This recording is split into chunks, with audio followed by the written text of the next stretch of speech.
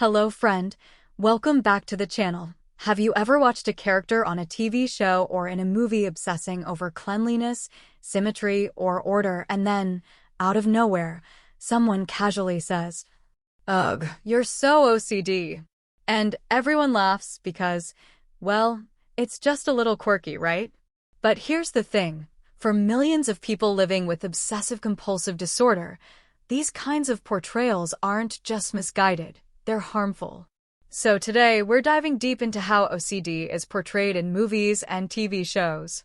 We'll explore where it gets it right, where it misses the mark, and how these depictions affect our understanding of the disorder and the people who live with it.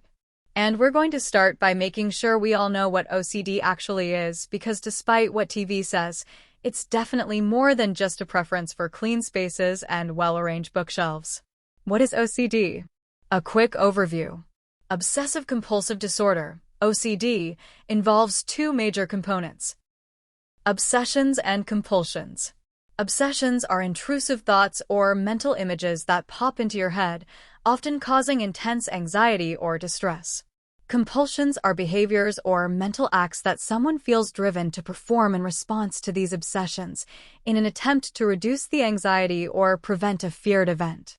OCD isn't just a quirky personality trait, it's a serious, chronic disorder that affects daily life. It's not about being neat or organized, it's about the constant, overwhelming need to perform rituals to avoid feelings of dread or to neutralize thoughts that won't go away.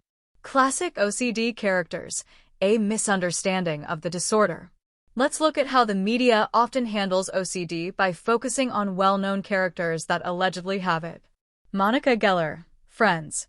Monica's love for cleanliness, order, and control is something that fans often cite when talking about OCD. She organizes towels by color, freaks out if things are out of place, and always wants things her way. But here's the issue. Monica's behaviors are quirky, not anxiety-driven. They're not manifestations of obsessive thoughts and compulsive actions that someone with real OCD experiences. Monica's actions are more about personality traits rather than symptoms of a mental health disorder.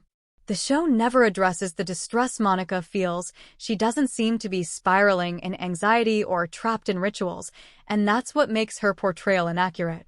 Sheldon Cooper, The Big Bang Theory. Sheldon's need for routine and his fixation on certain objects and actions, like knocking 3 times, have led many viewers to label him as having OCD.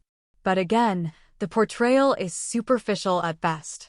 While Sheldon's behavior certainly borders on compulsive, it's more of a character quirk. Sheldon is very much in control of his actions, and he isn't plagued by obsessive thoughts. He doesn't engage in rituals to alleviate anxiety about a possible catastrophe or danger. In fact, his quirks are often used for comedic effect, reducing his behavior to something that's just odd, rather than something that can be debilitating. When OCD is taken seriously, Howard Hughes in The Aviator. Now, let's talk about a portrayal that actually gets it right, at least in part.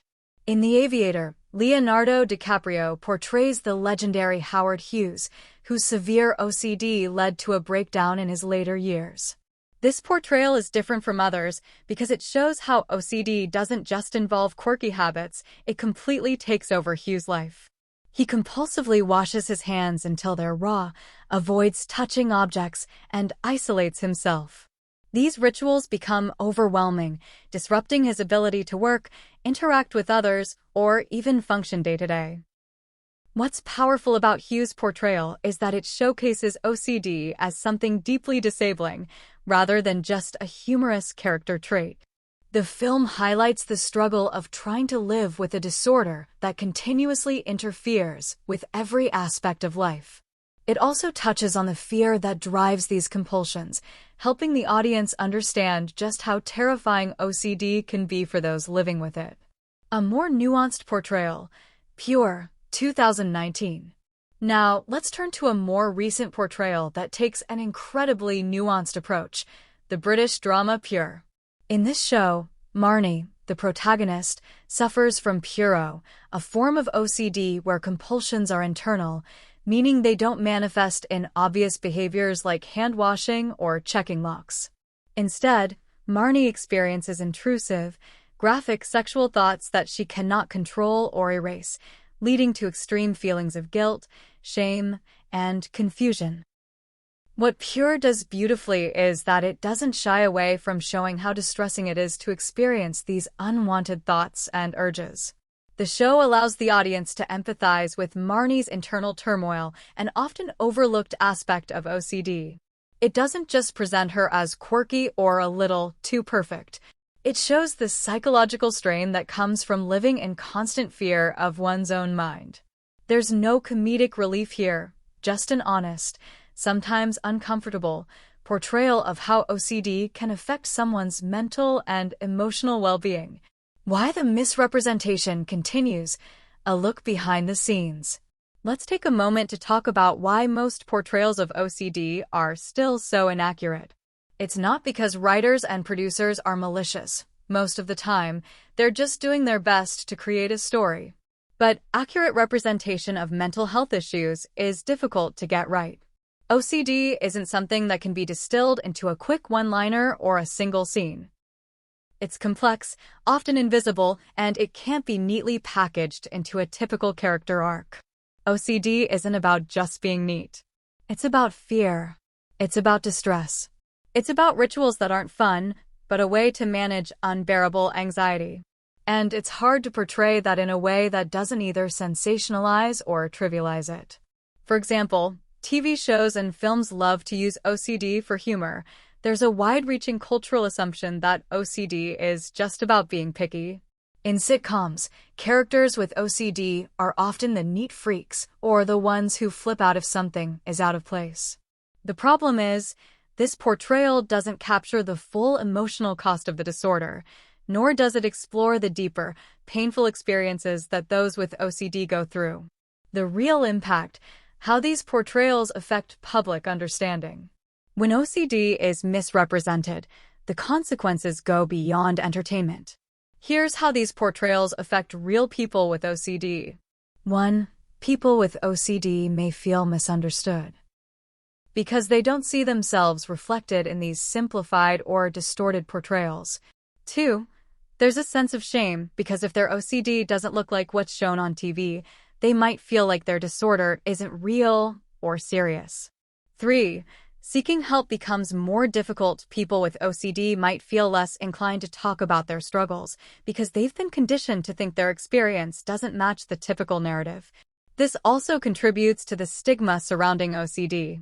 When the disorder is treated as a punchline or as something that can be fixed with a quick laugh, it makes it harder for those who live with it to ask for the support they need. The future of OCD representation, a positive shift? The good news? There's hope for better representation in the future.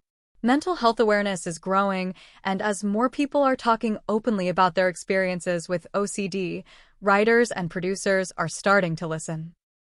In fact, we're already starting to see more realistic portrayals of OCD, especially in shows like Pure and even Euphoria, where characters experience intrusive thoughts or compulsions that go far beyond just cleanliness or orderliness.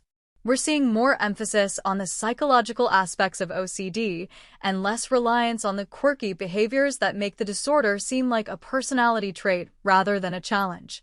As media continues to evolve, it's important to recognize that we, as viewers, have the power to shape this narrative.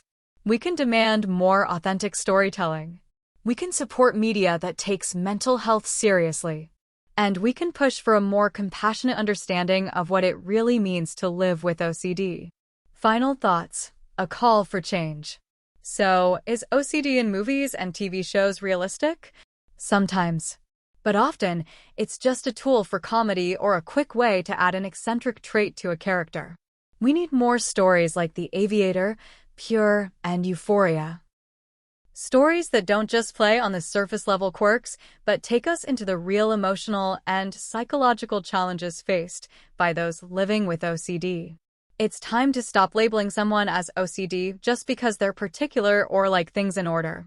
It's time to recognize the pain behind the rituals, the fear behind the thoughts, and the courage it takes to live with OCD every day. So, if you've ever found yourself caught in a cycle of obsessive thoughts or rituals, or if you've ever watched a portrayal of OCD and thought, that's not what it's like, just know this. You're not alone. Your experiences are valid. And there's help out there for you. Thanks for watching.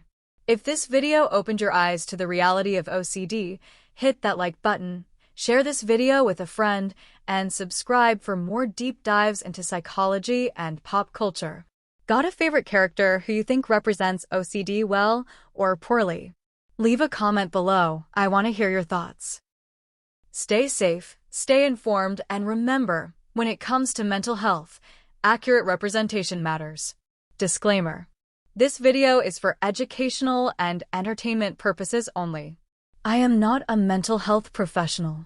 If you or someone you know is struggling with OCD or any other mental health condition, please reach out to a licensed therapist or psychiatrist for help. Always seek professional guidance when it comes to mental health.